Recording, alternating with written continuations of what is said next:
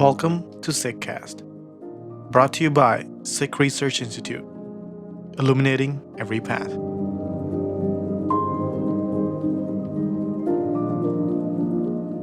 This episode of the Sikhcast is from a live webinar titled Vaisakhi, Reviving Panthic Leadership, featuring presenters Harinder Singh and Ramandeep Kaur Grewal. The event originally aired on April 30th, 2022.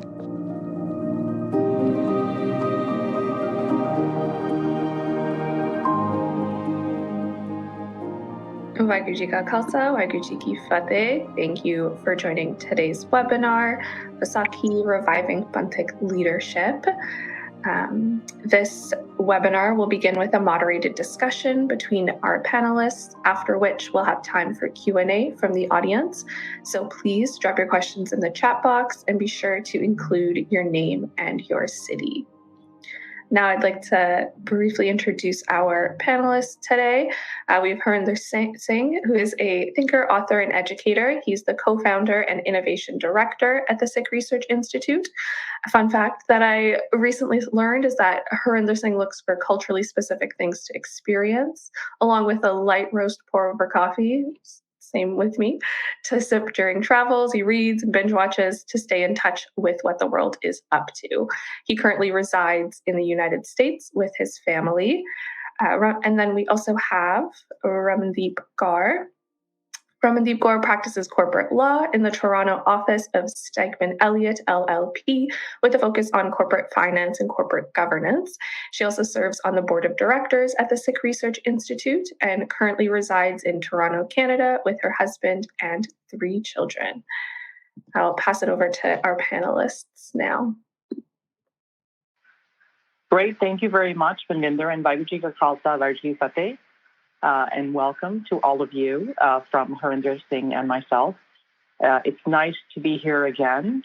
For some of you who joined us last year, you'll know that this is a bit of an annual tradition for Harinder and myself, and it's a nice way to have the opportunity not only to celebrate and reminisce, but also to reflect on what's happened in the years past. So before I get into the topic of our discussion, just a few additional housekeeping items. We are going to have roughly 2 parts to our session today. I will watch the Q&A panel, so if you do have questions, please feel free to post them at any time, although we do have 2 distinct parts, and we will pause for Q&A on both of those sections. They both relate to having an introspective discussion focused around Vaisakhi, but also we will be relating the concepts of Sikh leadership and Sikh leadership principles to the present day and a number of current events and current issues that we are seeing and that we are dealing with as well. And so with that, again, I want to welcome all of you. Vaisakhi is always a great opportunity for us, of course, first and foremost, to celebrate and to be thankful for all that we have been given as being the recipients and the benefactors of this wonderful Panth and this wonderful Panthic ideology. But as Sikhs and as lifelong learners, it is also incumbent upon us to constantly be retrospective and introspective, to think about what we are doing and what our predecessors intended for us and how we continue to try to walk on that path, always looking for self-improvement and improvement of the Panth, and of course, indeed, Chardikala of the entire world. So with that, Harinder, why don't we get into the topic of the discussion for today? Okay, Gurfateh Raman. Nice to chat with you again in our annual sort of a ritual now. Yes, it's a good annual ritual. Although I was looking at our profile pictures and maybe we need to update them. So with that, time keeps ticking. So why don't we start into our first topic? So Vaisakhi is obviously inextricably linked with Dasam Pitaji, Sri Guru Gobind Singh Ji Maharaj. And for as long as I can remember, there have been those that have, struck up this debate. And Punjabi Academy gal chherni hundi hai, right? We are sometimes always going in circles having this discussion, or at least from some facets, we have this argument that Guru Gobind Singh Ji took a slightly different path, created a bit of a diversion, that the principles laid down in Vaisakhi 99 and the Sikhi of Guru Gobind Singh Ji being more martial in spirit and with the outward Bana, etc., was a different and we went in a different direction from the previous 9 gurus. So why don't we start there? And one of the reasons why we thought it's a good place to start is it's not just a historical debate, but we continue to see the manifestation of those diversions today. We continue to see how that type of thinking has laid root and continues to manifest in various diasporic and Punjab issues. So why don't we start with that? So Harinder, was Guru Gobind Singh Ji's concept of Khalsa different? Was it a diversion? Was it an intentional diversion? So why don't we start there? Sure. I think at the onset, I want to say 2 things. First is, it is more of a debate in last 50 years. And as I understand this debate, why it is getting more amplified now is because a lot of our understanding of Sikhi is based on writers who are not of the Sikh background, and they're studying the Sikhs. So it is not an indigenous narrative. It is not a native narrative. It is not a Sikhi narrative, but those who are studying Sikhi. So I can recall when I was a teenager and when when my mama gave me books to read, they were all in English and they were written by, they might be good authors, they might be good scholars, but they are the ones who came up with these things, whether it was the Bengali writers or the Western writers. They created sort of this vocabulary which started saying what you're calling diversion is a current way to say it, but they used to say things like, there was a change in the mission, like Guru Gobind Singh changed certain things. Well, and they will even use words like transformation hogi si between the gurus. Well, that's not a Sikh narrative. So if we look at Sikh narrative, and it's okay, sometimes you have to go back to the basics. The most basic Sikh narrative is in Guru Granth Sahib. In Guru Granth Sahib, it is very, very clear that the light, the jyot of all the gurus, and the jugat, the methodology of all the gurus was exactly the same, only the body changed. And when we look at our secondary texts, whether it is the Pai Gurdases of the world, or it is the Pai Nandlals, which are the contemporaries of the gurus, or even in last 50 to 70 years, the Sikh writers who are relying on Sikh writings, they do not have this confusion. So what we need to amplify is the basic idea of what guruship is in Sikhi from Guru Granth Sahib and from the Sikh writings, and also what we carry in our Sikh psyche, and not necessarily rely on the current or the last 50 to 70 years of non-Sikh scholarship.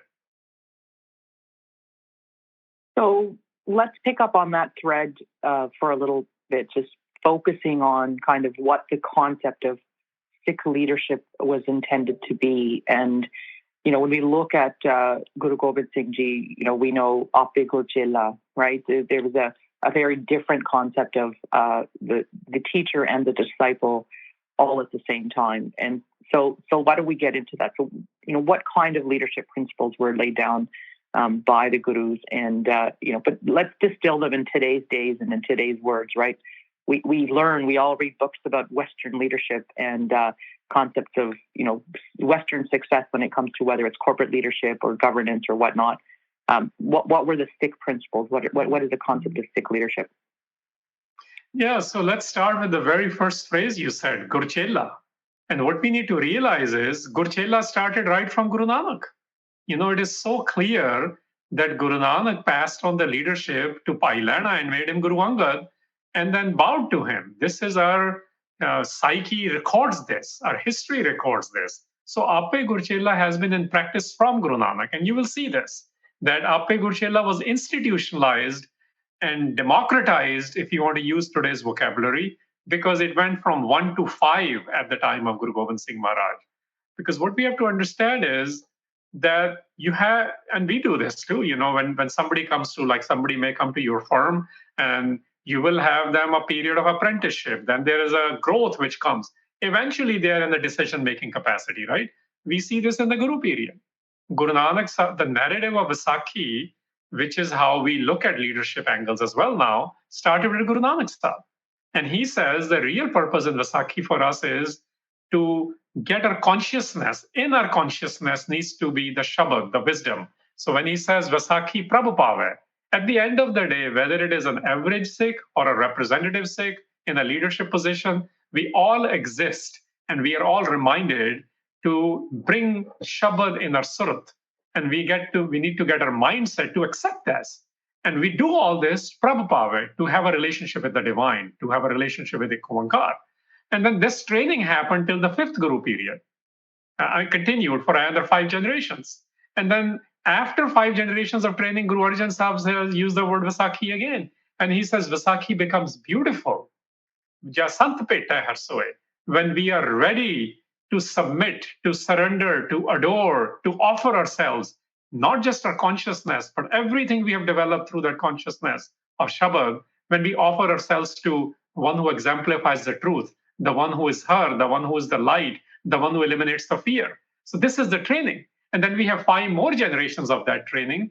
And this is when we end up with the Vaisakhi day of 1699, when Guru Gobind Singh said, now this jot, this light, this idea of awareness, the next level of awareness, and this jugat, this methodology to practice this is being transferred to the collective. So we see this happening from Guru Nanak onward. There is a regular development of individuals being trained, first among equals, like one guruship, and then eventually collective guruship in the 5 and through to the Panth. So I think Appe Gurchela is clear from Guru Nanak onward. In the Shabads in Guru Granth Sahib, it's also clear where it says, I think it's Guru Amar Das Pasha Shabad. I might be wrong, but it is in Guru Granth Sahib where he says, Sikh Guru Sikh hai ek hai, Guru Upadesh chalaye. That the Guru and the Sikh, the mentor and the protege, in today's language as you asked for it, they become the same as long as the protege is furthering the same mission. When we start our own missions, today we call them cults. Today we call them sectarian groups. They've always been there. They actually started at the time of Guru Nanak and they continued in the Guru period. But the ones who continue the mission of the Guru, the ones who were trained by the Shabad, the ones who submitted only to her, they are the ones who are in the leadership positions and were in the leadership positions in the Sikh community. So interesting, in a way, in a nutshell, Sikh, the Panth was being nourished and developed in order to be prepared for 1699 and that transference to the collective. Very, very simple words. Mm-hmm. And so let's focus on the transference to the collective, the 1 to 5. So in a way, the first collective, the embodiment of the first set of collective Sikh leaders were the Panch Pyare. So let's talk about the Panch Pyare. Let's talk about the first 5 that came forward, and in what ways they exemplified those leadership principles that had been nourished and developed for so long in order to be prepared for that transference. Right. So if we limit ourselves to this idea of Vaisakhi only and leadership ideas of Vaisakhi, and I'll focus on the 2 I mentioned earlier. One was in their surat needs to be the Shabad, in their consciousness is the wisdom, and they're only submitted to the idea of Har, this idea of Ikonkar, we call it in Sikh vocabulary now. So the 5 which moved forward, even if we look at it from a very basic angle of data, as we call it today, the data is clear. They all 5 did that. Unquestionably, they did that. And only 1 out of 5 was a Punjabi. They came from various corners of South Asia. Their past was not entertained. Didn't matter what their relationships were earlier or what they believed in earlier. We call this Nash doctrine now, that whatever religious belief was of the past, whatever the profession, regardless of how embarrassing it might be, whatever their lineage was or their family, ajkal assi Punjabi ch kehndे khandan kitna da, those kind of things, none of those were entertained anymore. And that's what we saw in practice when Guru Gobind Singh said, ki now inhi ki kirpa ke saje hum hain. This idea that I am also now going to submit to this, just like Guru Nanak had done to Guru Angad. So this idea of Appe Gurchela in practice, leadership quality at the highest levels have to have Shabad in them. They must only be offering themselves to the highest principles of Har, Sant Pita, Har Soe, that idea. And they all exemplified that. And it was fully practiced, but it was not fully accepted by the community at that time either. Some Sikhs got startled with that too. Let's remember that. We know that the Baitar, the Raje, what today we will call the governors and the chief ministers of the state or the premiers, they didn't like it. We know this for a fact. Some said, okay, we'll be okay with it if you do a different one or exclusive one for us. We also know that. We also know many Sikhs who were in the fold, as we call it, who were practitioners, who look like Sikhs, who talk like Sikhs. They also got scared because it was a revolutionary thing. It was not a change because the vocabulary in Sikhi is Pragateo Khalsa Parmatam Ki Mauj. Khalsa has been in the making from the time of Guru Nanak, and Guru Gobind Singh inaugurated it, revealed it to the world that this is the archetype. The idea of Gurmukh was practically established as the Khalsa now. I really like that vocabulary, right? Focusing on the fact that it was revealed, right? It wasn't a transformation or a creation or a development at that time. It was something that was there, again, as we said, being nourished, being developed over the many, many generations before, and then ready to be revealed and handed over, so to speak, to the Panth. But I do want to go back a little bit on this concept we were talking about how, again, there is interpretation. People will interpret as they like and pick and choose as they like. Many people say, I'm an adherent of Guru Nanak Dev Ji's philosophy, and that's about it. But we even see nowadays, from a political perspective, and I'm going to come back to diversity and leadership in just a second, but I don't want to lose this train of thought. In India and elsewhere as well, where you have Sikh leaders and non-Sikh leaders, very popular one heading up one of the most populous countries in the world right now, where there seems to be a very selective picking and choosing of certain elements of Sikhi that are then exemplified to show empathy and support, and how the broader population is in fact, in tune with their Sikh brethren, their Sikh brothers and sisters, but in a very selective way in some ways, right? The sanitized, so to speak, and I know again, I'm talking from a third party's perspective, version of what is acceptable to people when it comes to Sikhi. That the part of Sikhi in Punjabi, they accept and they say, look, we are on the same page as you. So what do we do to be alert to those types of diversions, right? Like the underlying themes behind what's happening. Yeah, I think that's a great point, and we need to understand this point globally. I know we sometimes zero in India, and it is accurate to do that because 80% of Sikh population lives in Punjab, and the 19% of the current Sikh population of roughly 30 million lives outside. So while we do this, and we need to know, look, this happened at the time of every guru. Every guru had a system to deal with how state or empire presents not just the ideas or the threats of Sikhi, but also how it deals with average citizens of whoever they are ruling.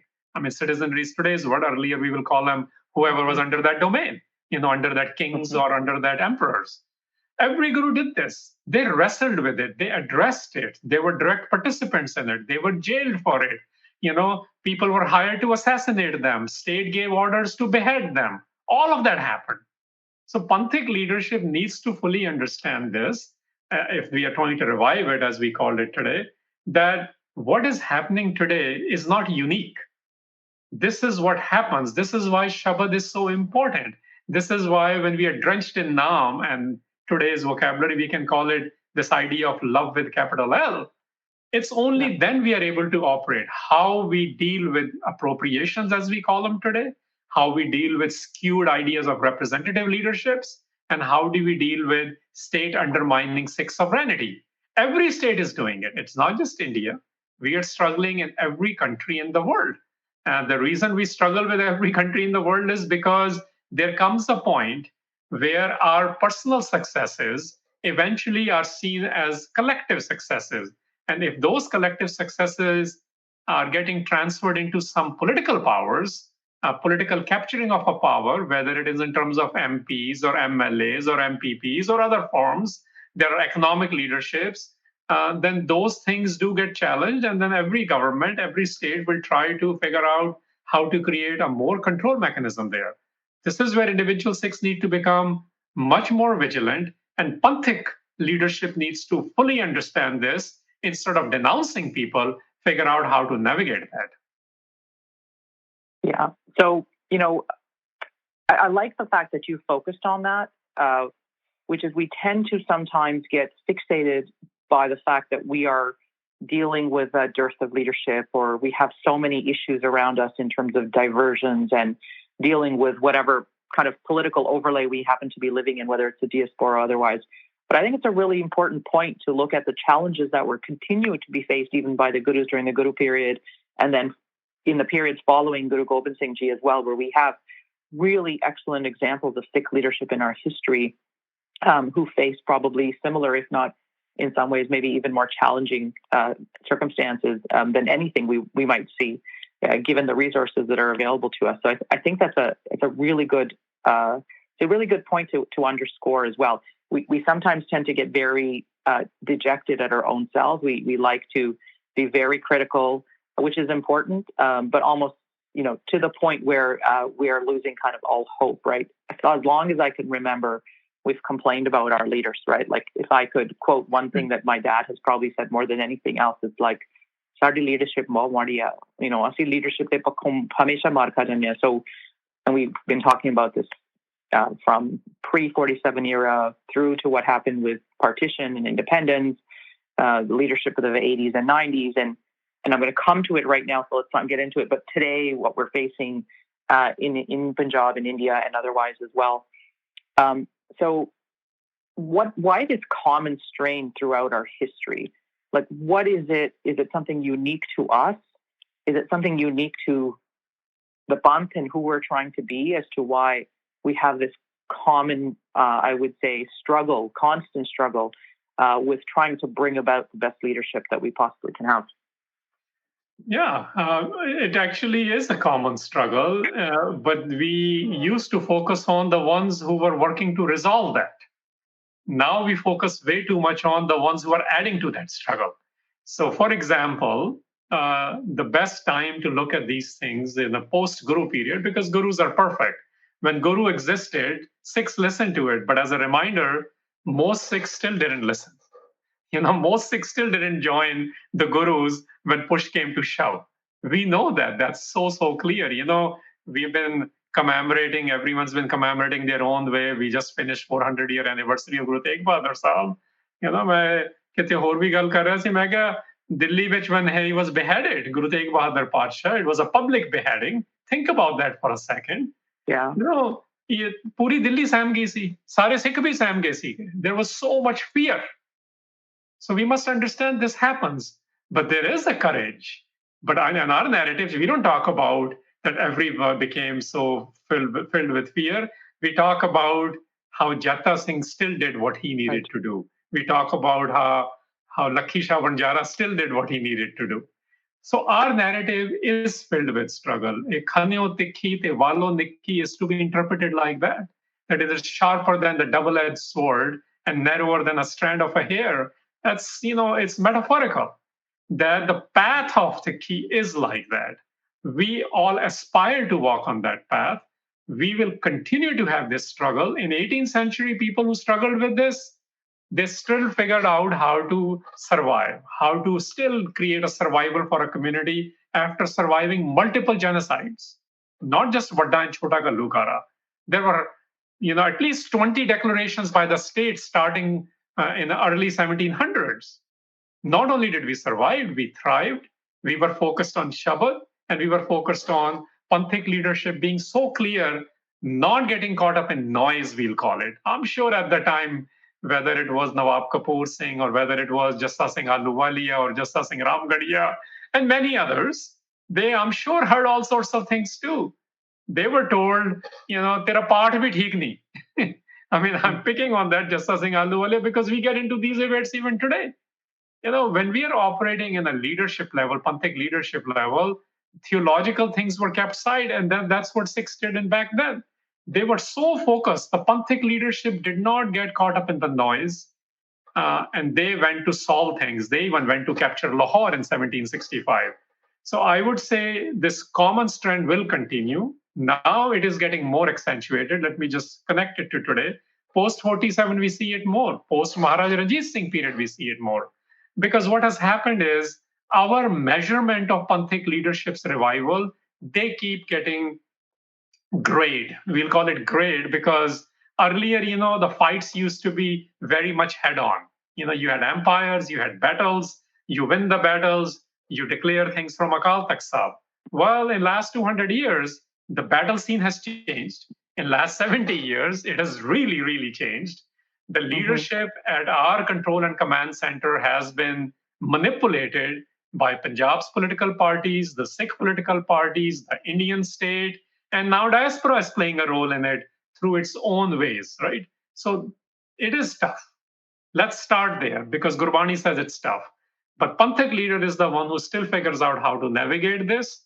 And he or she does it without giving equal weight to all noises. It needs to give weight to what? What is Shabad guiding me to do? And how am I submitted only to the idea of Ek Oankar? So picking up on that thread then, in a way, while the circumstances were analogous, we're saying there was constantly in this environment of struggle and this environment where there was threats to Sikhi and threats to Sikh leadership, our predecessor leaders found a way to survive and to continue. Gaining their inspiration and constantly going back to the same source, kind of focusing on, like you said, your Shabad is the starting point, the wisdom, the consciousness of the wisdom is the starting point. So is it more difficult for us today than being so spread out, being so diverse? So we often say in this day and age, we have access to social media. We have access to more knowledge than, any generation that's ever preceded us. But in a way, I guess it also means we are maybe, left of this hub and spoke model. We're further away from the hub than maybe we've ever been before. Yeah, there is that, but then the access is better too. If you are removed, like we are saying, world is getting smaller. What do we mean by that when we say that? Which means that access to information and access to figuring out how things are getting done is getting better and better and better. We might not get the transparencies we are looking for from the ones who are making the decisions, but we definitely know how they're getting made, who is involved with them more and more. It is getting relatively easier to critique, for example, and to learn. But let me bring a practical example because I get told that, sometimes you're too much in the past. Well, one of the reasons I like to go in the past and too much in the past is because that's where we get our inspiration from, because they figured out how to solve. But when we talk too much about the current, people get too worked up because it's a current politics. So maybe I'll find something 50 years removed, not. So let me pick on Sardar Kapoor Singh. I think here is a man who at his time is getting trained in the best institutions the world had availed in a Western sense because he goes to England. He's a Cambridge man. So he's got the worldly knowledge.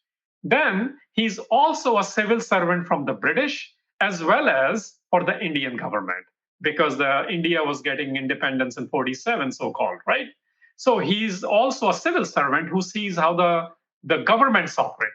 At the same time, he's also seeing how the Akali leadership, which at the time was much more Panthic leadership, is not working the way it's supposed to be working. So he critiques them, but he works with them. He goes to their conferences. He even drafts the Anandpur Sahib resolution. He meets Jarnail Singh Pindranwala. He meets many other people. The point is, here is an individual who knew very much that I am not the Akal Takht Jathedar person, but I am very much in a position, in a privilege to keep these checks because that's all I can offer. I think this is where we are lacking many things now. Everyone who gets involved, either they think they need to become the Jathedar or the leader of whatever this movement it might be, or the situation, or the Sarbat Khalsa, whatever it might be. They actually don't see their role. How do you keep your own leadership in check? How do you still contribute to making the changes? How everyone who works for any government is not an agent of the government, but this is the kind of knowledges they have brought in to see how the changes are brought in. He also became an MP. He served in the Rajya Sabha.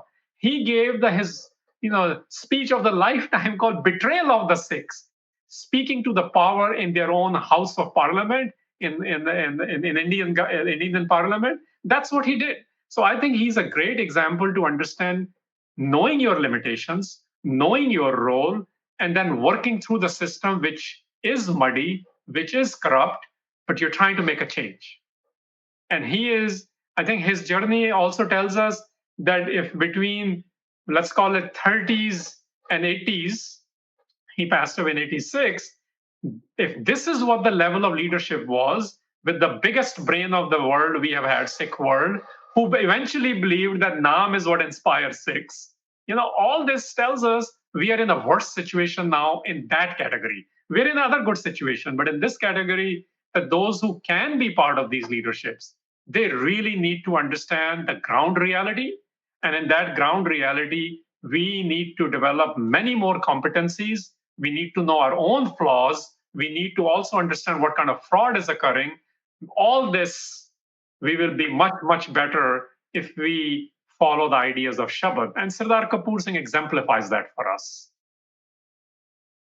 And I'm just going to do a quick time check. So we're going to pivot in a little bit to our second related topic. But if anyone who has joined us today, if you have questions, please feel free to post them in the chat. Just a reminder to identify your name and city when you do post your question. And now going back to that thread. So interestingly, nowadays, and maybe again, this is not just a nowadays issue, but when you see promising Sikh leadership, when you see a spark of somebody emerge, whether in the diaspora or elsewhere, we have this tendency that, I think I like what you said. You said either you're a Jathedar or you're head of a Jathebandi, or in Canada, people say, why don't you become an MP? Like we have these categories where we think people should go if they have some leadership capability. And again, it could be in whatever shape or form, whether someone looks like they're a good emerging Panthic leader or a scholar or a thinker or a good business leader or whatever they happen to be. We all come and say, okay, you know what, tenu fulani cheez barni chahiye. Or we sometimes inadvertently push people into roles, or I say onto pedestals that they never want to be on, and they never asked to be on, ultimately setting ourselves up for disappointment. Let's talk a little bit about that, about the different types of leaders, the different roles, the different places where we need to see, or we should encourage Sikh leadership to emerge. Yeah. So the encouragement needs to be in all walks of life. That idea is very simple. Today's walks of life are what? Look, today we have more cultural creators than ever before. This is where the world is. Today, the technology is driving the biggest conversation. Just look at last week, the whole Elon Musk and Twitter conversation going on, right? So the socioeconomics and politics are completely coming together. So this is how they used to be earlier. They got a little bit, we will call it dismantled, but they are coming back again. This is a cyclical trend. And this is where Sikh world needs to understand that human rights, even in case of Ukraine, and when the China is dealing with it, even when India we are dealing with it, third year in a row, an agency in US, an independent agency, has says country of particular concern for India. It is in the countries like North Korea, right? And then we are expecting that the Sikh leadership and the Indian leadership and the Punjab's leadership will be able to figure out a solution. No, because everything is driven by economics. This is the reality we live in. So the leadership is needed in every position. We need people. Look, I'm going to give a very big historical example, which everyone knows. I think this might even shock some people. When Chote Sahibzade di Shahadat hui, who gave the space? Who was speaking in the court in Sarhand? They were not Sikhs, but they were Sikhs as well. Maybe they were not Khalsas. So, this is where the grayness comes in. They spoke up. So this is what allyship means today. We need allyship everywhere. We need people who understand how the money works. We need people who understand how influence works. We need people who understand how culture sort of creation works. And then we also need, which is the most important thing, which is what we are struggling with largely, a Panthic leadership who knows how to work with all those strains. And this is where Panthicness really matters. Whether you agree with Sardar Kapoor Singh or some Jarnail Singh Pindranwale. That's a secondary issue. I'm not talking about that. But even they met and talked. And this is the idea, right? The Panthic leadership is not about that somebody is an untouchable. We have created this new class of untouchabilities in the last few years. It doesn't work like that. We are the ones who work with everyone, but we must know the limits of the roles people are in. So Panthic leadership cannot be driven by a party manifesto. But Panthic leadership very much understand that those who are serving in particular parties or particular economic fields or particular entertainment fields, how to best utilize their influence to either safeguard Sikh interest or literally sometimes to save Sikh lives. That's the work which is needed in Panthic leadership. They must not compromise, but they must know that everyone else who exists in other paradigms, that they have their limitations and how to work with them. Right. And I think that's a really good point, that not everyone has to be everything at the same time. And people have their different spheres, and they can excel in their sphere as long as they are inspired by these concepts of, the Guru's concept of leadership or Guru-inspired living. But we need to understand and elevate and support people for their particular roles in the particular spheres where they have that influence. We do have this tendency. Yeah. Robert, I forgot to give the example. So our example, I was going to give that because we are getting too caught up in that. And so let me give that example.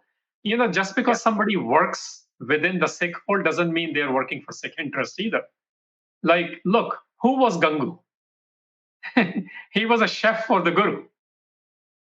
And look what he did. Inner circle, we would say, right? So close. And then on the other side, look who is giving the real estate for Chote Sahibzada's last saskars. He's a Jain. People don't even, he's putting every money he's got, who otherwise works at the socio-economic level with the state at the time, but he says, here is what I'm going to do. So the Panthic leadership inspired not only Sikhs, but also non-Sikhs who worked with the Gurus, who worked with the Sikhs to deliver either certain rights or for the Sikh community or the community at large, which included non-Sikhs. So, going down in that direction a little bit more, let's talk about diversity in leadership or lack of diversity in leadership. There's the obvious debates that we've had and we continue to have around gender representation, and at the risk of happy to be criticized on this, but we even see in those glimpses, those pockets where we've had women elevate to positions of leadership in the Panth. Again, the lack of Guru-inspired leadership, where it leads us, right? We have just the fact of having women there is not going to be the answer. We still need to keep focusing on the fact that we need, leaders who are inspired with the right principles. So gender representation is one issue. The other issue we have in Sikh leadership, I think anyways, whether it's diaspora or otherwise, is this extreme homogeneity when it comes to caste representation, which we can't seem to shed, regardless of the fact that we say, and we're so proud of the fact that, the principles were laid down by our gurus were irrespective of any kind of creed, gender, nationality, etc. But there's another leadership angle too, which is in this day and age, does everyone who's a Sikh leader need to look like a Sikh? Do we have a concept that you can only be a Sikh leader if you have certain ideal Sikh principles, both internally and externally? And we've talked about the internal a little bit, but, can a Sikh leader be a Sikh leader even though they're still on the journey to being a Sikh themselves? Yeah, I think those are excellent questions. So look, anyone can be in a leadership position. Question is, at which role? We do this at works as well, guys. I don't know why we're not applying this within the Sikh fold. If you need a best lawyer, we should be looking for the best lawyer, not just because that's the competency. When we are looking for somebody to do Amrit Sanchar, we should be looking for the ones who exemplify that, right? So we cannot apply criterias crisscrossing. We need to be very clear about the criteria. So when we talk about failure in leadership, as you were talking about since 47, we actually are talking about political leadership. Well, if that's the criteria, then we really need to bring people who understand the politics people who understand legislative affairs, people who understand mediation, right? But what we end up doing is we find the best figureheads of a Jathebandi who otherwise might be very good in understanding their theology or something else, or maybe they're representative of a political party, but that doesn't mean they are the ones who are going to do those negotiations. And this is why we are having failures. So Panthic leadership, this idea of five were people who look like a Sikh and behave like a Sikh. They are Naam and Shabad inspired. In their circle needs to be all competent people, regardless of their religiosity, even sometimes regardless of their religion or irreligion, because you're trying to find the right people to get the job done. I think this is where we have a lot of confusions. We have had people who look like Sikhs. Look, you look at any major quote unquote Panthic Jathebandi, as self identified, most people say, and you look at the pictures even they put out. I mean, they all look the same. You're right. And if they were really the best leaders available, and if they really were best practitioners of Sikhi, why are we where we are in last 70 years then? Which means something is amiss.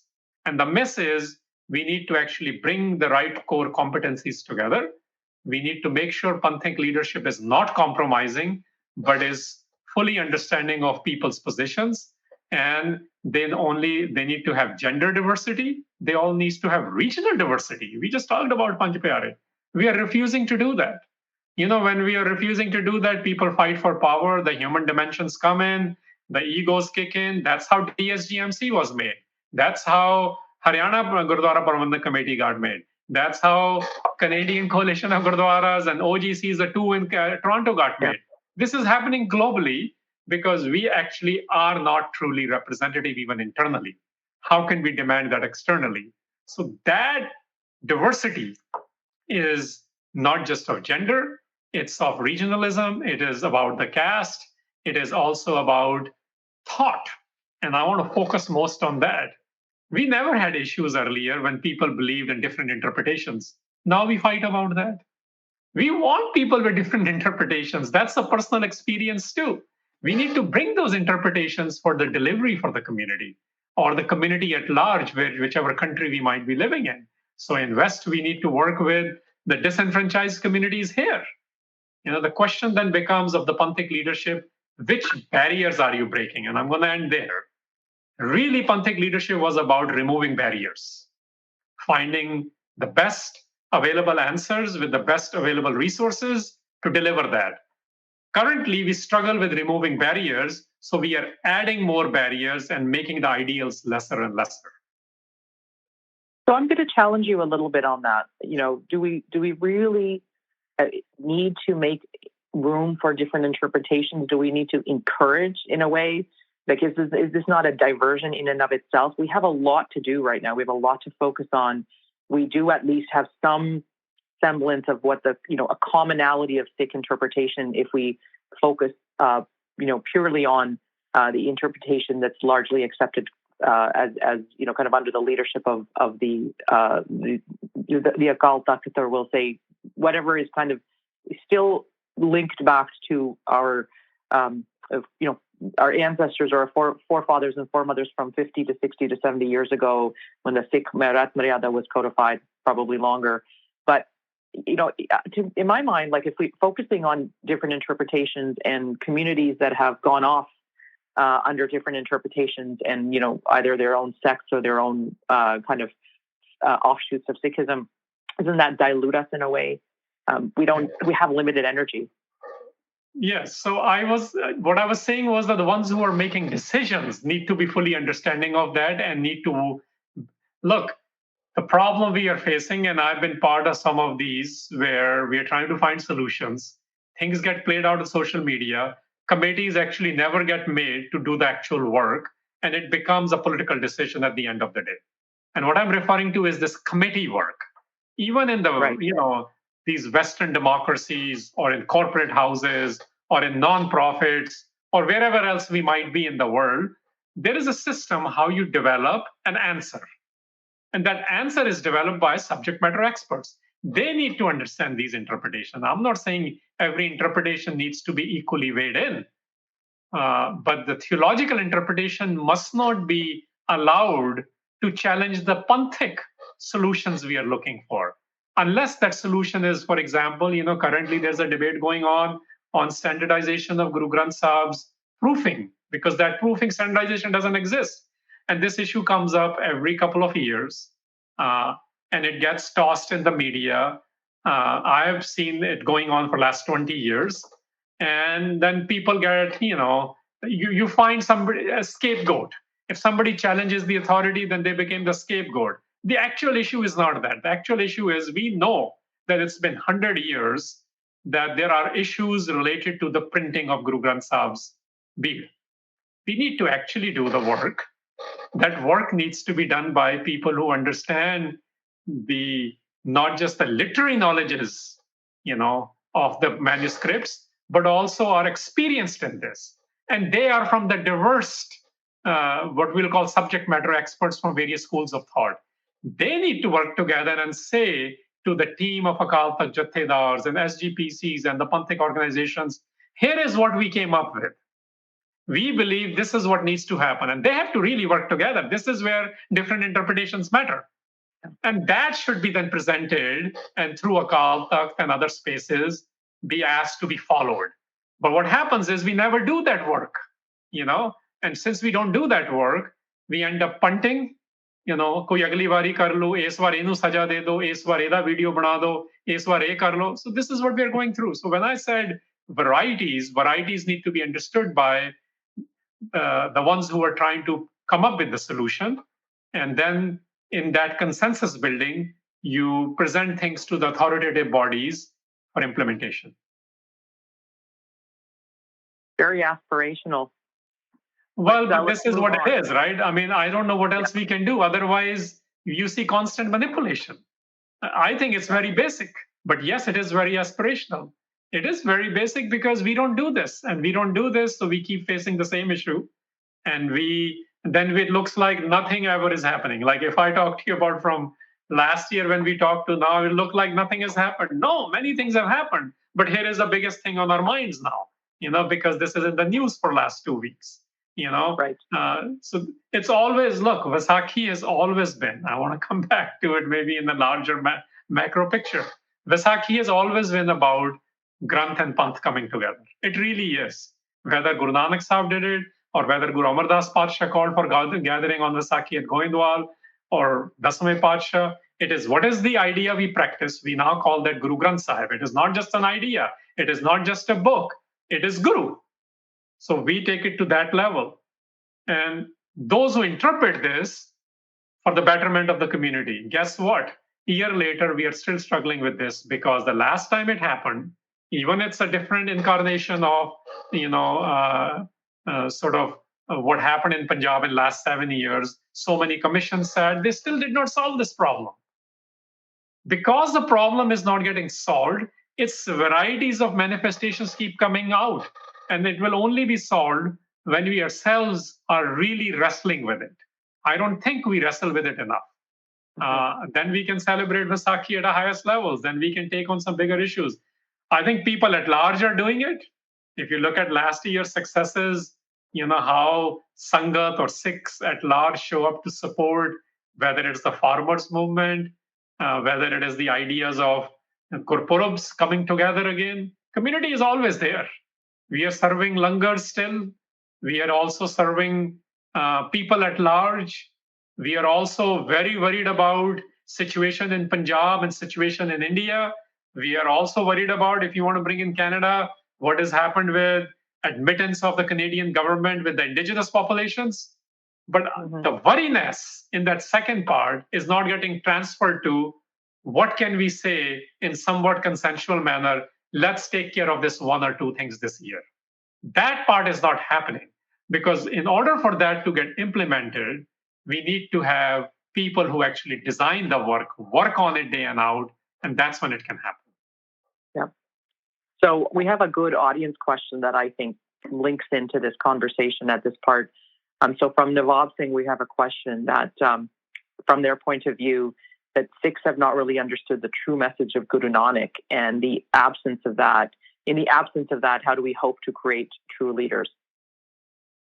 I think that's a great question, but I'll take it in spirit because I think there's a bit of a fallacy.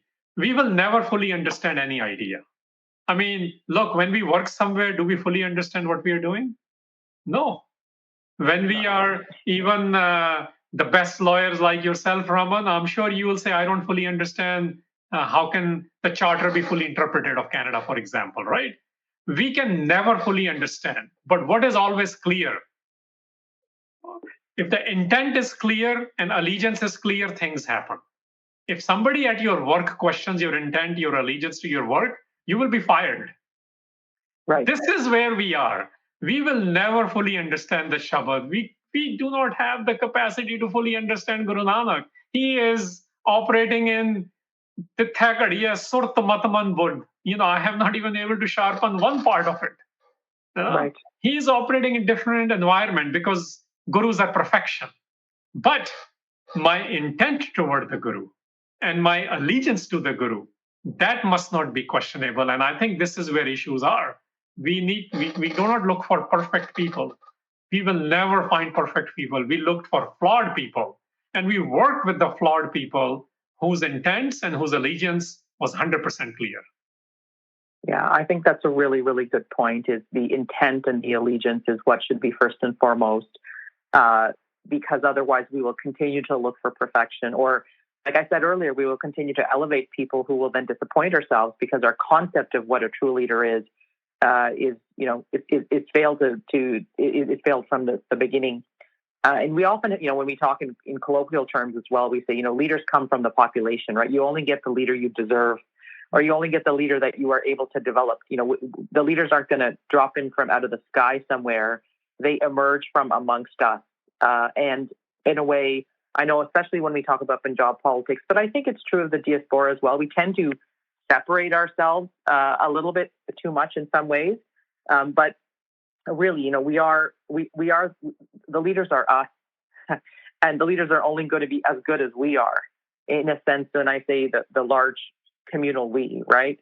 And so maybe in that sense, then, if we focus on your last comment, we need to focus and ensure that our intent and our allegiance is focused, that we are pointed all in the right direction, regardless of, again, if we have a difference in how we practice or our interpretation or where we are in our journey, because that's when we can really have, a leadership emerge from among us that is also focused when it comes to intent.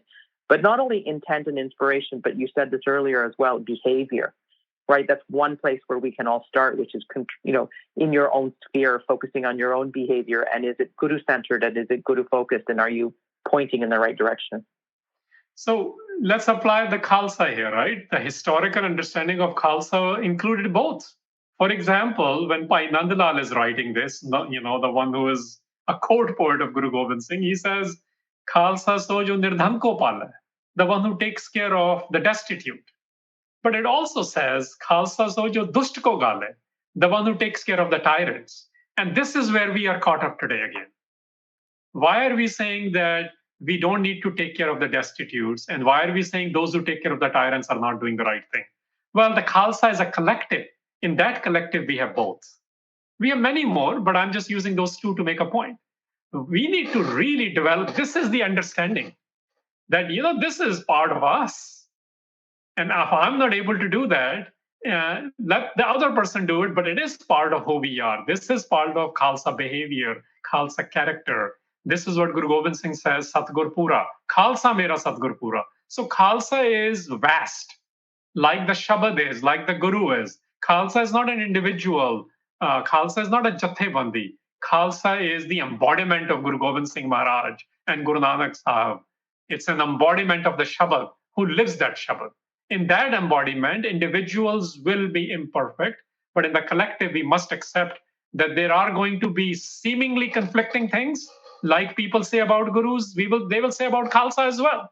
But the Khalsa, or those who have aspiration to become like the Khalsa, they must not have those conflicts. We must say कि मेरी ये capability Ajay नहीं है. I do not have this, but I support this because this is part of who we are. So, going forward from there, is it consistent with the concept of secular democracy or secular Western democracies, although I think we have this fallacy again that this is a Western concept, to have leaders who are inspired by religious principles. You hear this. This is another common recurring theme. Whether there's a place for people who, and again, I'm not talking about religious leaders in religious spaces, but leaders who are inspired by Sikh principles in political spheres generally. Well, look, Western democracy is going through its own demise, and that's being debated politically and philosophically, and now even in social sciences, because we see the reality of democracy like America and democracy like India and a democracy like Pakistan and many other democracies, including Russia, because they are also parts of manipulations are available, how the systems of governance can be manipulated to disenfranchise people from even voting in many cases. So that said, I'll take it in the larger concept of when the gurus were operating, we were dealing with systems of kings and emperors. Okay, largely, that was the area. So gurus dealt with that in that system. When we had 18th century Sikhs, they're dealing with sub-element of that. They are dealing not as much with emperors directly. Some cases they're invaders. In some cases, there are kings who are fighting in the area, but there is a lot of fluidity. So they were also fluid because they did not establish a domain. When we try to understand missiles, this is how we should understand. They're dealing with very fluid idea of a domain. So they were also fluid even within themselves. Okay, we come to Maharaja Ranjit Singh period. Well, the British has an empire, now the Sikhs have an empire. But remember, and I'm answering this in a little bit longish way, but it's important. Even Ranjit Singh, although it was a monarchy, because British Empire, although it had its own Western idea of it, but the monarchies were very common in Asia at the time. He even called it Sarkar-e Khalsa, which means he's trying to be in the vicinity of the Khalsa. Did he misuse that word? Likely, because he did not apply all the Khalsa principles, but we see that happening. Now in last 100 years, we're seeing democratic systems taking over Sikh institutions, and this is what you're referring to, and also non-Sikh institutions like in Canada, those who are becoming MPs. Look, there is always, regardless of wherever you are in the world, there is always an interaction between religion and politics. We can debate whether there is a separation of church and state, as America likes to say it, and certain French philosophers, but that's not the forum. But there is no denial by anyone. The influencers of religion and politics are always working together. I mean, look at even Putin's Russia. He himself had his family converted to Christianity. This is why the right wing in America does not say anymore godless Russians, because they are not anymore. They actually became Christians, right? So this is always happening. For us, what do we do? Look, our current struggle is that when a Sikh operating in a non-Panthic affair is operating through a particular political party, in India, we have a different measure. And then we have a different standard when they're doing it outside of India. We need to get out of that sort of a dichotomy as well. We need to understand they all pay allegiance to their political parties, and it is a struggle. I mean, this is struggle for every Sikh. This is even a larger struggle, which I don't think is being fully acknowledged by those who are initiated into the Khalsa order, because we have those at the highest levels of leadership. They serve not only in BJP, for example, in India, they serve in Congress, they serve in AAP, they serve in Akalis and many other parties. Similarly, they serve in NDP, they serve in liberals, and they serve in conservatives. If we look at the collective delivery, can we say anywhere we have had collective delivery for Sikhs? I think our answer will be no. There have been individual successes. So the religious allegiance or religiosity of an individual needs to be utilized for delivering something for Sikh community or delivering something for the community at large. That needs to be the criteria. Whether they are, what level of religiosity they are practicing, that should not be discussed. That's an individual matter. But whatever level they're practicing, we should be asking, what are you doing for the larger community out of this? And if they're able to do one or two things in their tenureship, that's a lot. Don't expect too many things. We know it takes years of work to build alliances, to build your influence. And then at some point, whether it's 5 to 10 years to go deliver one big thing before we can say they didn't do anything. Yeah, and so particularly speaking for the diaspora, at one point we would say, at least there was representation, right? Representation was the starting point, having the community reflected in the political leadership. And then, of course, as time has gone on, we have more representation and we've checked that box. It's kind of, now, then the focus is like, okay, now we are looking for concrete support of community initiatives. We're looking for how are you there for the community? But I think the next step is the one you're speaking to, which is the ability to actually rise above whatever political, ideological differences there are and work at a collective level, at least for certain initiatives. We can't imagine or expect that for everything, but at least for very certain important Panthic initiatives to rise above those differences and work at a collective level, particularly when there's a lot of commonality amongst some of our younger leaders. I can say that for Canada for sure.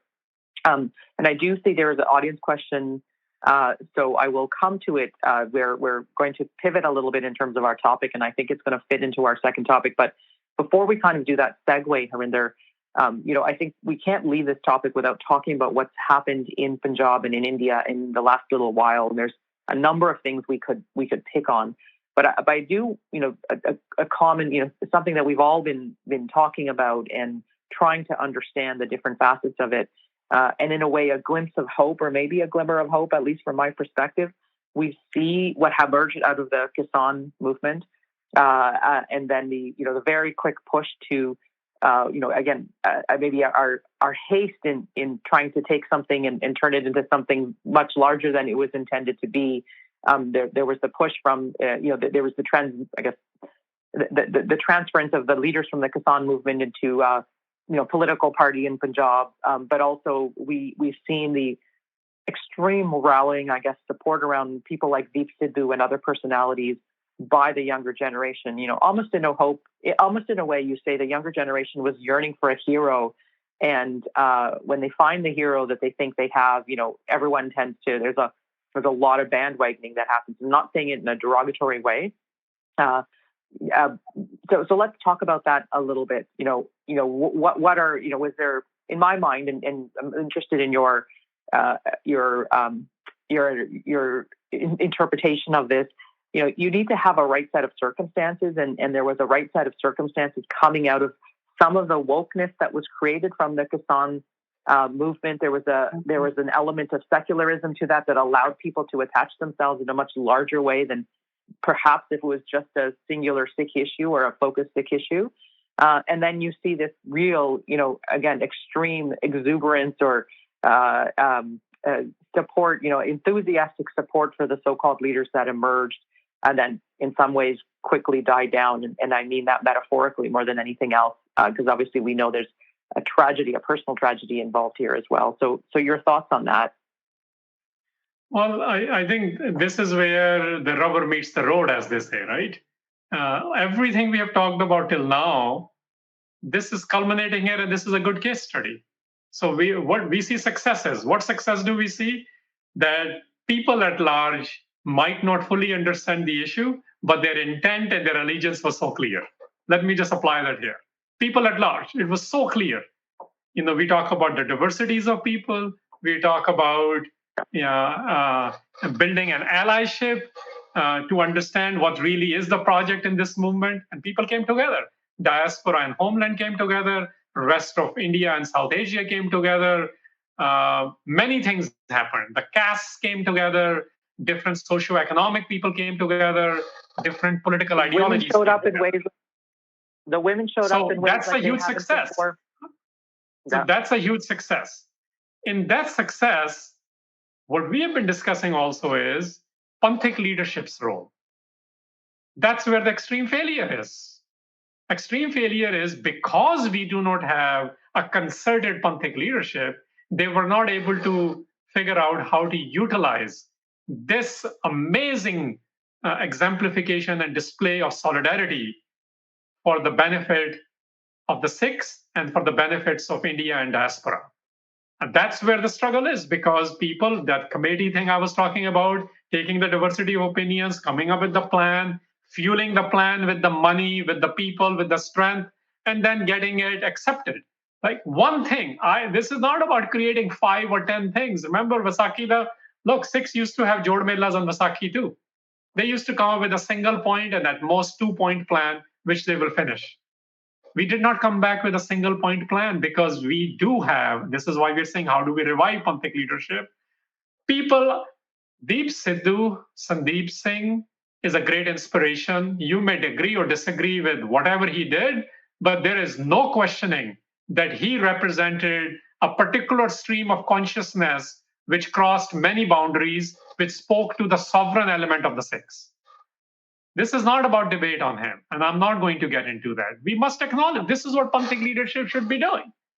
We can, in internal reflections, we can say what needs to happen and where. I was there on the day of his Bhog as well, and I saw the crowds. This is about public response. I'm not going to get into everything else, which has to do with manipulations also. But that stream of consciousness exists, which I think is a great news. I mean, we've been told youth is not interested, youth is drug infected, youth has cut his hair. Guess what? There is that awakening which is happening and which may not look like whatever you might want from a particular look of a Sikhs, but that consciousness does wonders and it exists. I think that's the best news. The Panthic leadership is where our struggle has been for decades. And this is yet another point. If there is someone, a Jathebandi or a Akal Takht, or people who are interested in creating some sovereign system of the Sikhs to utilize these opportunities, today's vocabulary, these opportunities keep coming. And we don't have a plan. We don't have how to utilize these opportunities for the public benefit, whether it is for the Khalsa systems or whether it is for community at large. So that's what it is. That's how I see the movement. And we had discussions on this. I was involved in the early phase with some of the leaders involved. In the post stage, I was in India last month. I talked to some of the leaders who are anti-establishment. They are pausing because, again, yet another opportunity lost. And we keep losing these opportunities because we are not doing the grunt work. Grunt work is not done by public. People who are planners, people who are going to think about varying thoughts and the realities, especially the ground reality within Punjab, ground reality within India, they have to come up with the plan, and then the public will support, as we have seen in last 1.5 years as well. So I'm going to pivot and segue, and I think I've been a little late doing that because we got caught up in our discussion, but just into our slightly related kind of second topic, which has to do with, again, we've in a way it's a major success in the diaspora and in India as well, that we have at least come to mark certain Sikh days, significant days in the Sikh calendar. In Canada, we have the month of April as Sikh Heritage Month. I know there are declarations and proclamations from various state assemblies, all sorts of jurisdictions around the world mark significant Sikh days. And again, opportunity for us to celebrate, opportunity for us to be thankful, opportunity for us to reflect on all the greatness that has come before us. But then, maybe a little bit more. And what I want to connect this to is, what are ways in which we can use these successes and at least this recognition that we have in the diaspora to, again, be as positive and as contributory as possible to the situation. Again, we're talking about India because you're right, 80% of the population is there, and we can't have a conversation around Sikhs and Sikhi and development of Sikh leaders without talking about India. But how do we use these opportunities to actually help the situation on the ground and not become more of a diversion for them as well? Yeah, so the heritage includes Sikh heritage, right? All of it. We need to be cognizant of that. It includes the elements we may not like personally because I'm not able to do it, or my party or my cohort doesn't like that. So heritage includes all. Our full narrative. Full narrative, if somebody needs to get a summary of it, just read the first 3 paragraphs of Ardas. There is no time bound there. This is our full narrative. It is not everything is clean and sanitized. Some of it is very bloody as well. That's part of our heritage as well. because Dust Ko Gale was part of Khalsa heritage. And we remain like that. Its outer manifestations may change.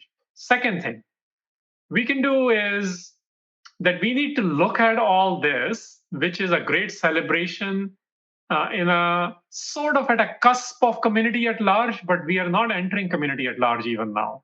When I look at the Guru period, when I look at 100 years ago, Vaisakhi, you know, in Guru period, Gurus went to the larger festivals and they did their interpretations and alliance building there.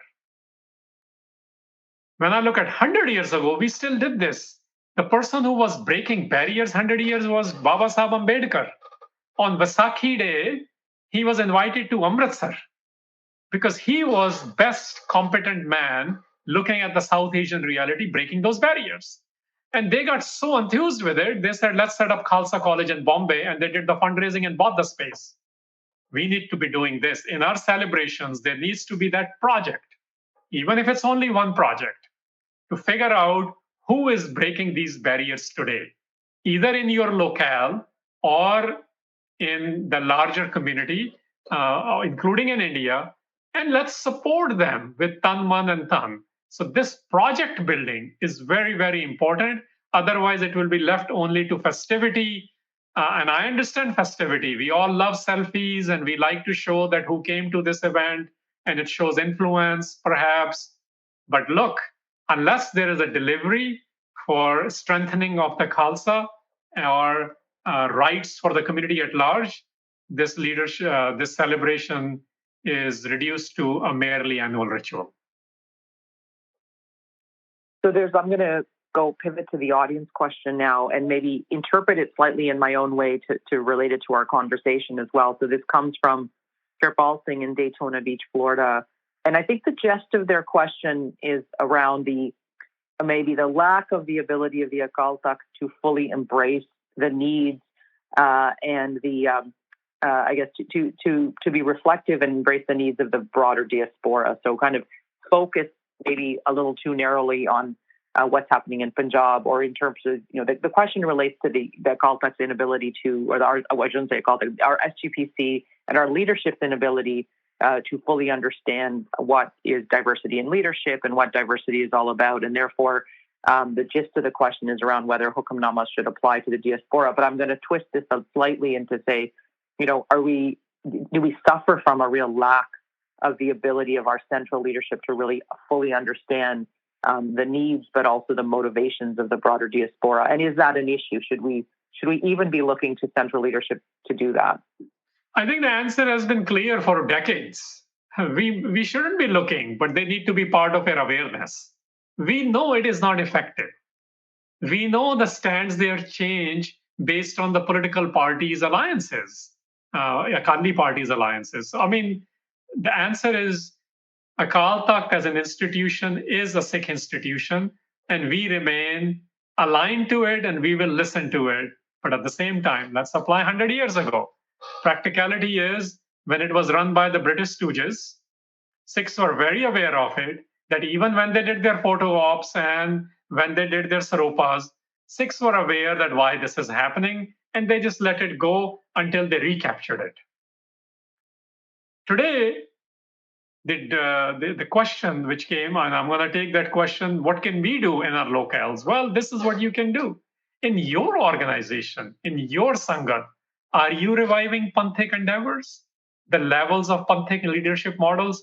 Because if we are also not doing it and we keep blaming them who are wrestling with much more powers to be, we get a little bit of a power in our Gurdwara and organization, we don't let go. I mean, white beards like me keep running the same organizations for decades. So where is our model of Gurchela? In our households, in our organizations, here in diaspora and in homeland. Remove yourself from SGPC and DSGMC and political parties for a second. Rest of them can do it. I don't see that in Panthic Jathebandis. I don't see this in nonprofits. It's a serious problem, which means let's not a scapegoat where the game and the money is bigger than the Game of Thrones, and that was fictional. The game within our own organizations is also very much the same. And we need to change things there. Because if enough of the organizations and non-profits and jathebandis actually revive the Panthic model leadership within themselves, then when the opportunity comes next, maybe we'll be able to change it and provide the right committees so the jathedars and the SGPCs are able to possibly make the right decision. Yeah. So let's talk about that for a little bit. I mean, I see that as one of the more acute potential, I guess maybe crisis is a big word, but real challenges coming up is that we have in the diaspora done quite well over the last 30 to 40 years, but really not focused on succession and leadership. And to your point, yes, the Whitebeards have been running the same gurdwaras, and when they don't like the gurdwara, they've just built another one. And I don't know if there is on the next level of Sikh leadership to fill the void. In some pockets there are.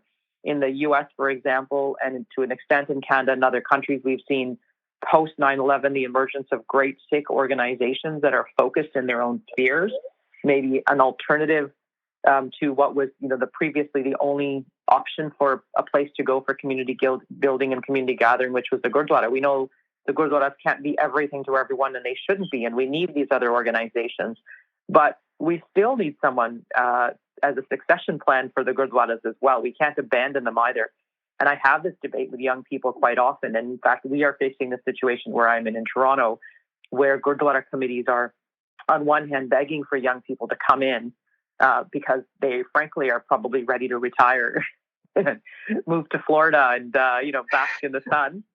But on the other hand, you have young people saying, well, that's, I've seen how tough that is. I know what that involves. That's not for me. I'll volunteer with this organization. We have food banks, we have international aid organizations. We have all sorts of wonderful things happening.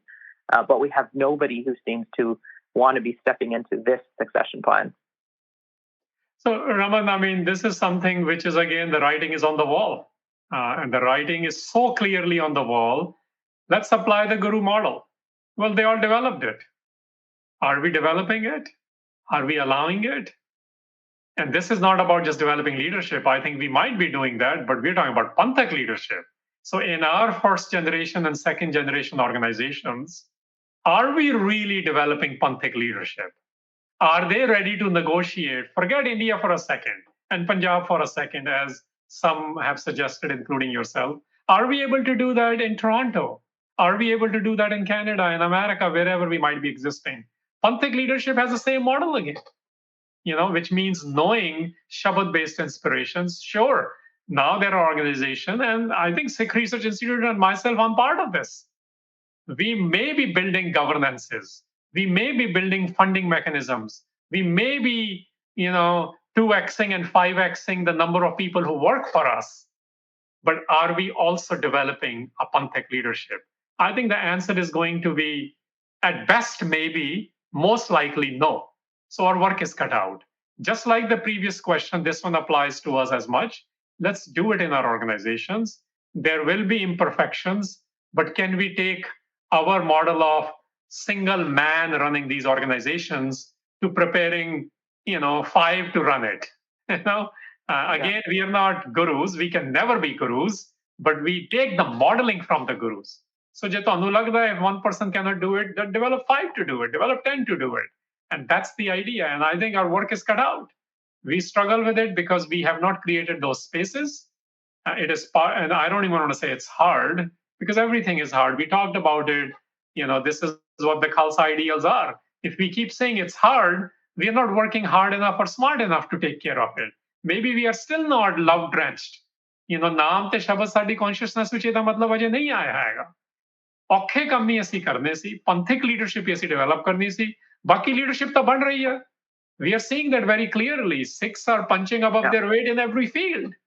If you go by the representative politics, apply that representation to other spheres of life, we are making great leaps, giant leaps, actually, showing up in every space of life. We are ready for even Grammys now, right? So it's in entertainment, it's in colleges, universities, it's in IT sector worlds, it's in medicines, but organizations which started even 50 years ago are at a cusp of, when their founders are leaving or dying, of folding, because we actually are not developing not only leadership, we are not paying attention to developing Panthic leadership there. So we can have the best doctors and the best doctor organizations, lawyers and the best lawyer organizations, but are they Panthic? And how to make them more Panthic needs to become the mandate of all these organizations. We have a audience comment that I think is something that I know resonates with you, and you've commented on a lot. And Navab Singh from Georgetown has said, we need to create formalized leadership capsules for young budding leaders for the future in North America. But I would say the future of the Sikh Panth everywhere, in Punjab, in India, in the diaspora, no matter where the diaspora is. And I know this is something that you've commented on in the past, is, almost like a leadership academy, right? Like where a place where we can at least have a formalized way to think about, again, creating those types of leaders that are guru-centered and guru-inspired and have the opportunity to flourish. Oh, absolutely. I mean, we are doing experiments, and other organizations do that too. Our program is called SIDAK, but it only covers the idea level, not the practical levels, right? And those practical levels, we need much more. Look, people ask me, how come Sikh leadership is not getting developed? Where are they getting trained? Like, for example, State Department runs a program in America where they invite leaders from each country and states, including in India, like regionals, provinces, states. But since we don't have country or a state, we can never enter those to get trained into how the world is operating. We can never have accesses to where people are influencing decisions. So our work is really cut out. We need to operate more and as a Commonwealth, Sikh Commonwealth idea. And yes, one of the works is to develop understanding how the world works, how to create influence and work with influencers, that kind of training as well. There are many trainings needed. If we really had independent Akal Takht, they would be running that. That's how it used to happen. If we don't have it, here is one project. Yeah, you can help us build that, or someone who has philanthropist interest should seriously think about developing what we call political leaders or civil leaders who will work for the Sikhs. Yeah, and I think if we simplify it, I mean, it's a great idea, and we have all sorts of great projects that have taken fruition over the last 10, 20 years. So it's not outside the realm of possibility that we will have enough focus from the Panth and support to be able to get there. But on a very simple level, I'm asking the audience, and we've got some good questions here. If you're a community leader, if you have the opportunity to have worked in a community organization, we say this in popular, the kind of management learning circles, that great leaders, the job of great leader is to create the next great leader that comes behind them. So maybe you can inspire someone, maybe you can mentor someone, maybe there's somebody in your circle that you see that has this spark that you can create an opportunity for and create a space for as well. I think if we all just found one person and said, we're going to foster this one person as our own personal legacy, that would be a great improvement over what we have today. In a way, I feel like, I apologize because I'm really just focusing on what is my own experience, which is the Sikh diaspora in Canada, second generation immigrant child. It's almost like the leadership of our time was created almost by accident, organically. There wasn't a design, and we're fortunate for where we've come. But I think your point and the point that we've been discussing is we need to have a design. We can't just let things happen the way they're going to happen. We need to have a focus and an intent, and again, put our resources and our support in that direction, because it's we're ready for that next. Going back to where we started our conversation around Guru Gobind Singh Ji and Vaisakhi 1699, and how the Sikh Panth was nourished and developed over the period of the first 9 gurus until we were at the point that the revelation was possible. We were at the point of maturity where the Panch Pyare would come forward and we would have a transference to the collective. We've been incubating for a really long time now, and maybe need to start focusing on when that incubation point can go to a more formalized perspective when it comes to building Sikh leadership within the diaspora and within Punjab as well. And I would actually say, I think, yes, that's true. But at the same time, the design has always been there. In the house of Guru Nanak Sahib, the design was always Shabad.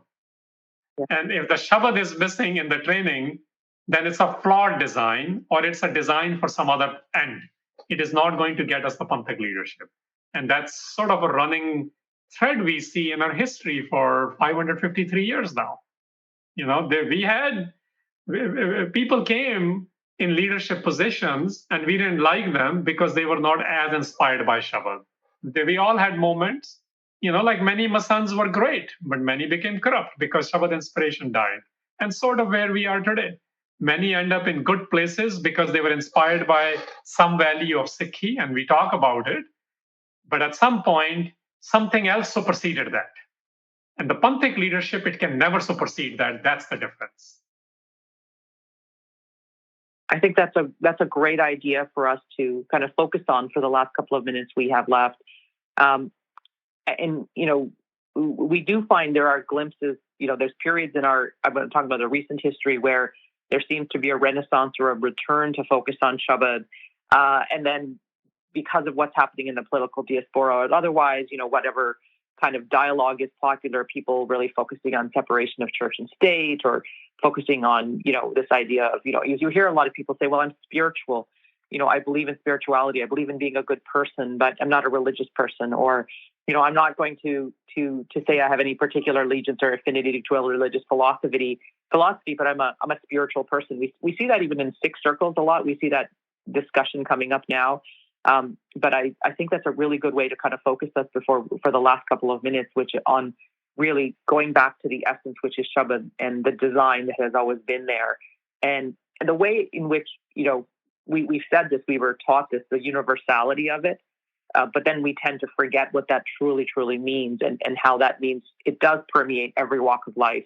And it's not a dichotomy, right? It's not a inconsistency to say, I'm going to live according to these principles, which are my religious principles. And I'm using the word religious loosely there, my Panthic principles, the design that was laid down by Guru Nanak, and that is not inconsistent with living in a secular world, or a world where people seem to be less comfortable with that, very public allegiance to a religious philosophy. Look, from Guru Nanak onward, his reality was just like our reality. He was also dealing with job issues, money issues, political right issues, jail issues, sexuality issues, family issues. I mean, how is that any different than us? And that's what he was dealing with. And in there, he proposed for himself and those who wanted it a model of Kartarpur, which was inspired by creating a reality in that muddy sort of complexities of life. It was open to all. His own two kids did not accept it. So we need to understand that model. This is how it started. So when somebody says today, I'm not religious, I'm not spiritual, Panthic leader needs to understand that mindset. That doesn't mean we put them down, but we also not allow all noises to stop us from our mission. You see, this is where our sphere comes in, our sphere of awareness. It needs to be very, very large. That's what Gurus taught us. It needs to include all the conflictions of life. But what I do with that, what actually goes from our awareness to our consciousness, ਸਾਡੇ ਦਿਮਾਗ ਚੋਂ ਸਾਡੇ ਸੁਰਤ ਵਿੱਚ ਕੀ ਜਾਣਾ, ਉਹ ਸ਼ਬਦ ਆ. And that Shabad drives what solution am I offering? How am I going to connect myself with the Koankar, with the divine, with the one? And out of that connection, that source of strength, what change, what barrier I will be breaking to create a better egalitarian society. It's okay for people to feel whatever they are feeling. We are not the policemen of the world. We never were. Because I am not as connected with the Shabad, I started becoming a policeman in my own house. That's where our work is cut out. I just swear the Darbar Sahib the Hukum, when I read this morning, it's so clear. And this was speaking to my allegiance. And Guru Arjan Sahib is saying, Sab upar par Brahm datar, teri tek tera aadhar. That saryan to utte, above all. Because somebody is sitting above someone, right? We have this hierarchy in homes. We have hierarchy in organizations, in governments. So we are so used to it. But he's reminding us, he's like, above all of them sits Par Brahm, who is a giver. So just remember, ultimately, the giver is the supreme being who sits above all of the hierarchies you are used to. This is why the word Parbrahm is used, because it's talking about hierarchies. So above all is the supreme being. And then he says, what is his support, right? And Guru Arjan Sahib is saying this, which means I better figure out how to make this my support if I want to play any role, any small role in reviving the Panthic leadership. He says, Teri take, Tera Aadhar. I rely on you. You are my support. This is what a Panthic leader always did. They knew how to work with the hierarchical systems of the cultures and societies we live in, but they never relied on them and they were never their support. Thank you so much, Harinder. So we are at the end of our time today. Before we do sign off, though, I want to give you an opportunity for any last comments, any last observations before we say Fateh to the audience. Well, I think we have a year for us, but let's make it personal, you and I. We have known each other. I'm putting you on the spot and I'm putting myself on the spot. Let's figure out our yearly project in one project where we can revive a Panthic leadership, where in one organization, it could be any, where we can actually do this. And next year when we talk, we can think about, okay, in this area, we were able to make this small incremental change in reviving Panthic leadership. I think if we all thought like this, whether it is in Sikh Research Institute, whether it is something, in the politics of Canada or Brampton, or whether it is a Panthic affair, which we are dealing with related to Guru Granth Sahib or the crisis of leadership at Akal Takht and other things, it could be in anywhere. I think we need to actually start playing those roles, play them more privately, less publicly. And this is what Sahaje Rachiyo Khalsa to me means. Inaugurations should come out when it's completion or near completion, right? We should really be working on those. So why don't you and I team up and actually try to do that in one space, revive a Panthic leader rather than just a leader who might be good otherwise. Yeah, I think that's a really good idea and goes back to the theme we've been discussing, which is the model that was laid out by the Guru. The model that's there in our own heritage and our own history is a personal one. And we don't need to look to grand ideas. We don't need to constantly be pointing fingers at other people and their job, but really looking at ourselves and saying, what can we do? What ability do we have? Where is our sphere of influence? And how can we play our part to do that? We're very fortunate. We're all fortunate. We thank you all for joining us.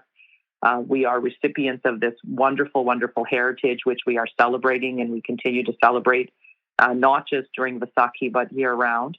Again, our job here at SikhRI is to continue to have these discussions and remind ourselves ways in which we can not only celebrate, but also introspect and retrospect and use the learnings of the past and use the map, the framework that's been laid out for us to continue to build for a stronger future as well. So we really thank you for joining us. Thank you, Harinder Singh. Thank you to the audience. For those who, remind your family and friends, the replay is always available. It's very easy to link and share through all of our social media channels. You will see, you will be able to link back to this presentation and to other webinars and presentations that have been organized by SikhRI as well. So thank you all for joining us. Vaheguru Ji Ka Khalsa. Vaheguru Ji Ki Fateh. Ramandeep, can I take 30 seconds? Sure. I realize we should talk about the Fateh. I just saw a comment. Vaheguru Ji Ka Khalsa, Vaheguru Ji Ki Fateh. This indeed is the greetings of the Sikhs, and sometimes I also shorten it to Gur Fateh. But I think it's a great reminder here that the Khalsa is of the Vaheguru. And I interpret this as being Khalsa is a sovereign, and sovereign is of the awesome wisdom, Vaheguru. So look at even in a greeting, that when we are invoking the collective Sikhs, Samu Khalsa, which exemplifies the ideas we've been talking about, it actually only belongs to Vaheguru, which is a noun we have created, which comes through the Guru, which is the wisdom itself. And it's the great, awesome wisdom. So Khalsa belongs to, which means Khalsa is filled with this wisdom, and Vaheguru Ji Ki Fateh. And if we succeed in our endeavors, in this very trying things we try to do, if we ever succeed in any of them, it is not my success or a Sikh success. It is definitely not a Jathebandi success. It actually is a success due to its Vaheguru success. Yeah. No, that's a great note to end on. And on that, Vaheguru Ji Ka Khalsa, Vaheguru Ji Ki Vaheguru Ji Fateh. Ki Fateh. I'm just going to close this out. Thank you to Ramandeep Kaur and to Harinder Singh for today's conversation. I think I really appreciated the movement from the theoretical into the practical at the end of our conversation. Thank you everyone for all of your questions, and apologies to those whose questions were not addressed. If they were not, to give a sneak peek of what's coming up at the Sikh Research Institute. This summer is the 20th Civic Leadership Program, and it'll take place on July 24th to August 2nd in British Columbia this summer. So for the first time, this program is fee-free. This is possible because our donors believe in creating future Gurmat-based leaders, transforming the Sikh future. Very on theme with our conversation today. If you're between 18 to 39 and interested in deepening your relationship with Sikhi, consider applying today. The link is right there at sikhri.org/civic. As always, a recording of this webinar will be available within 24 hours. Thank you for joining in. Today's webinar will be ending now. Vaheguru Ji Ka Khalsa, Vaheguru Ji Ki Fateh.